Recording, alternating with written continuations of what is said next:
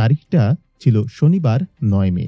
সময় গভীর রাত। আফগানিস্তান সীমান্ত ঘেঁষা বান্নু জেলার একটি চেকপোস্টে তখন দায়িত্বরত পুলিশ কর্মকর্তারা। হঠাৎ অন্ধকারে ধেয়ে আসে একটি গাড়ি। চেকপোস্টের কাছে পৌঁছাতেই বিকট শব্দে বিস্ফোরণ। পুলিশ কর্মকর্তা জাহিদ খান জানান, এটি ছিল একটি আত্মঘাতী হামলা। বিস্ফোরক বোঝাই গাড়িটি দিয়ে চেকপোস্ট উড়িয়ে দেওয়ার পর শুরু হয় একের পর এক বিস্ফোরণ। শক্তিশালী এই ধামাকায় আস্ত পুলিশ পোস্টটি তাসের ঘরের মতো ধসে পড়ে। কিন্তু এখানেই শেষ নয়। যখন ধ্বংসস্তূপ থেকে সহকর্মীদের উদ্ধার করতে অন্য পুলিশ সদস্যরা ছুটে আসেন, তখনই শুরু হয় অন্ধকার থেকে অতর্কিত গুলিবর্ষণ। রয়টার্সের খবর অনুযায়ী পুলিশ সদস্যদের রীতিমতো অ্যাম্বুশ বা ফাঁদে ফেলা হয়েছিল।